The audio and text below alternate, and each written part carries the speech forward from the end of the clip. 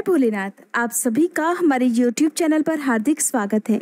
भोलेनाथ सदा आप और आपके परिवारजनों की रक्षा करें।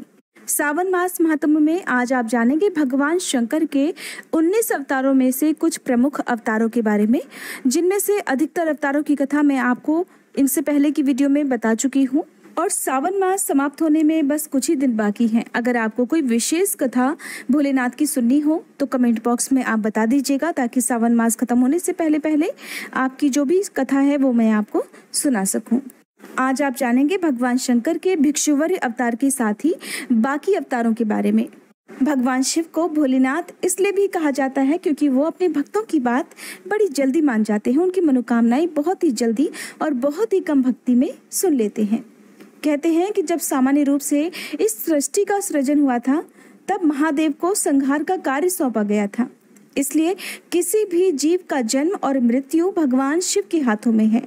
संसार के सारे प्राणियों की रक्षा करने वाले भगवान शिव का भिक्षुवर्य अवतार यही संदेश देता है कि महादेव ही इस संसार में जन्म लेने वाले हर प्राणी के जीवन रक्षक हैं। भगवान शंकर के भिक्षुवर्य अवतार की कथा विदर्भ नरेश सत्यरथ और उनकी पत्नी और पुत्र के बारे में है। महाभारत के बाद सभी देवता तो अपने अपने धाम को चले गए और इस पृथ्वी पर कलयुग का प्रारंभ हो चुका था। कलयुग के प्रारंभ होने के बाद देवता बस विग्रह रूप में ही रह गए। अब कलयुग होने के कारण धर्म और अधर्म के बीच ज्यादा भेद भी नहीं था। सारे लोग धन संपत्ति के लालच में एक दूसरे के राज्य पर आक्रमण कर रहे थे और उनकी संपत्ति छीन रहे थे। विदर्भ देश के राजा सत्यरथ के साथ भी ऐसा हुआ। शत्रु राज्य ने उनके राज्य पर हमला कर दिया और राजा सत्यरथ को मार डाला। उनकी गर्भवती पत्नी ने शत्रुओं से छिपकर अपने प्राण बचाए, क्योंकि उनके गर्भ में एक बालक था। अगर उनके प्राण चले जाते तो उस बालक की भी मृत्यु हो जाती। राजा सत्यरथ की पत्नी छिपने के लिए एक जंगल में चली गई। जंगल में उनके गर्भ से एक सुंदर पुत्र का जन्म हुआ। जंगल के पास ही एक सरोवर था। रानी को बहुत तेज की प्यास लगी थी, तो रानी अपने नवजात शिशु को अपनी गोद में लेकर पानी पीने के लिए सरोवर की ओर जाने लगी।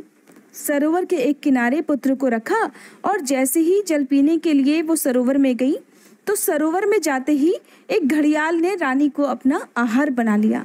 उधर वह नवजात शिशु भूख प्यास से तड़पने लगा। तब भगवान शिव अपनी दिव्य दृष्टि से ये सब देख रहे थे। भगवान शिव से उस बालक की पीड़ा नहीं देखी गई और उन्होंने उस बालक की सहायता करने का निर्णय लिया। महादेव की प्रेरणा से एक भिखारिन वहां पहुंची। तब भगवान शिव ने एक भिक्षुक का रूप धारण किया और उस भिखारिन को बालक का परिचय दिया और कहा कि ये बालक तो विदर्भ नरेश सत्यरथ का पुत्र है, और उसके पालन पोषण का निर्देश भी उस भिखारिन को दिया। तब भिखारी ने बालक का सही तरह से लालन पालन करने का वचन महादेव को दिया। अब भिखारी ने उस बालक को अपने पुत्र की तरह पालना शुरू कर दिया। उसकी खूब देखरेख करती, जैसे भी बन पड़ता उसे भी देती और खुद भी खाती। भगवान शिव ने देखा कि ये भिखारिन तो एक सच्ची माँ की तरह इस बालक की रक्षा कर रही है। तब उसकी भक्ति से प्रसन्न होकर, उसकी सेवा से प्रसन्न होकर भगवान शिव भिक्षुक के रूप में से अपने असली अवतार में एक दिन उसके पास आए और उस भिखारिन को अपना वास्तविक दर्शन कराया। भिखारी ने शिव जी के आदेशानुसार ही उस बालक का फिर पालन पोषण किया और बड़ा होकर वह बालक भगवान शिव की कृपा से अपने दुश्मनों को हराकर फिर से अपने राज्य का उत्तराधिकारी बन गया। इस प्रकार कहते हैं कि जिसका जन्म हुआ है उसकी रक्षा करना या उसकी मृत्यु होना सिर्फ भगवान शंकर के हाथों में है। अगर भगवान शंकर प्राणों को हरते हैं, जीवन का संहार करते हैं, तो वो हर प्राणी की रक्षा भी करते हैं। एक बार जो भी व्यक्ति इस संसार में आता है, फिर उसके प्राणों की रक्षा चाहे किसी भी प्रकार से क्यों ना हो, भगवान शंकर जरूर करते हैं। क्योंकि भगवान शंकर ने एक भिक्षुक का रूप धारण किया था, इस कारण वे भिक्षुवर्य कहलाए। भगवान शंकर का अगला अवतार है सुरेश्वर अवतार। भोलेनाथ का सुरेश्वर अवतार उनका 15वां अवतार है, जो अपने भक्त के प्रति उनकी प्रेम भावना को दर्शाता है। इस अवतार में भोलेनाथ ने एक छोटे से बालक की भक्ति से प्रसन्न होकर उसे अपने परम भक्त और अमर पद का वरदान दिया था। बालक उपमन्यु को शंभु ने अपने वास्तविक रूप के दर्शन दिए थे और अनश्वर सागर प्रदान किया था। इस अवतार को लेकर ये कथा प्रचलित है कि व्याघ्रपाद का पुत्र उपमन्यु अपने मामा के घर रहा करता था और उसे हमेशा ही दूध की इच्छा रहा करती थी। उपमन्यु की इच्छा देखते हुए उसकी माँ ने उसे शिव जी की शरण में जाने को कहा, जिस पर उपमन्यु चला गया, जहाँ उसने ओम नमः शिवाय मंत्र का जाप किया। उपमन्यु के जप से प्रसन्न होकर भगवान शंकर ने सुरेश्वर का रूप धारण किया और उपमन्यु के सामने प्रकट हो गए और फिर सुरेश्वर रूप में महादेव उस बालक के सामने ही भगवान शिव की अलग अलग तरह से निंदा करने लगे ताकि उस बच्चे का मन भटक जाए। पर इस तरह की निंदा होते देख उपमन्यु को क्रोध आ गया। उसने सोचा, ये कैसा व्यक्ति है जो उसके आराध्य देव की निंदा कर रहा है, और मारे क्रोध के वह तो सुरेश्वर को ही मारने के लिए खड़ा हो गया।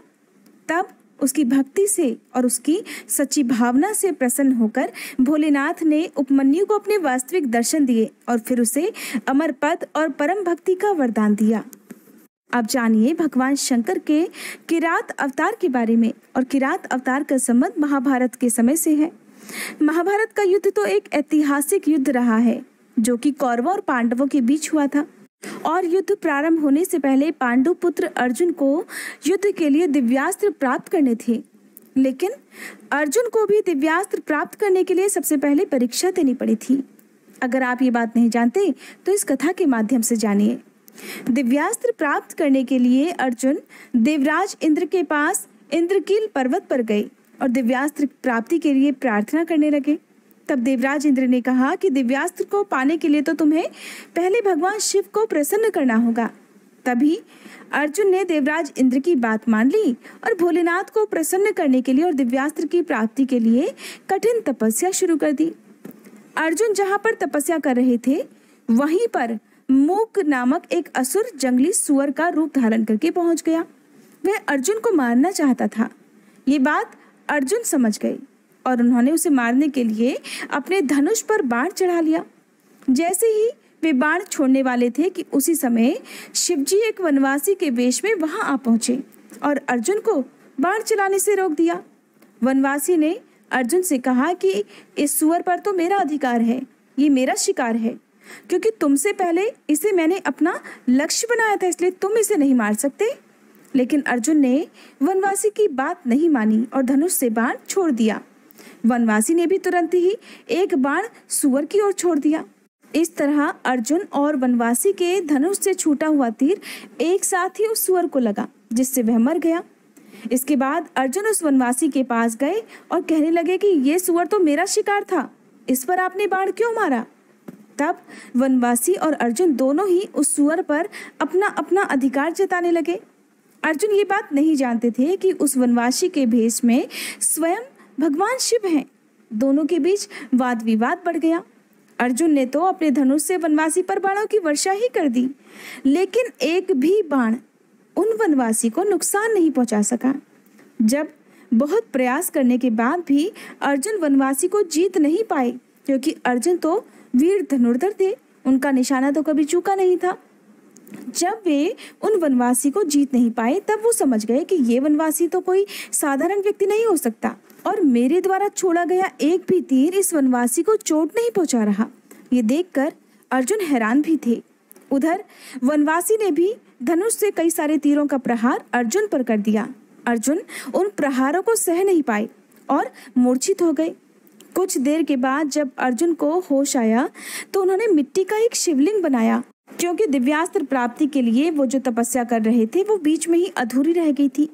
भगवान शिव को प्रसन्न करने के लिए जब उन्होंने मिट्टी का एक शिवलिंग बनाया और उस पर एक माला अर्पित की तो अर्जुन ने देखा कि जो माला उन्होंने शिवलिंग पर अर्पित की थी वो तो उस वनवासी के गले में दिखाई दे रही है। ये देखकर अर्जुन समझ गए कि भगवान शिव ने ही वनवासी का वेश धारण किया है।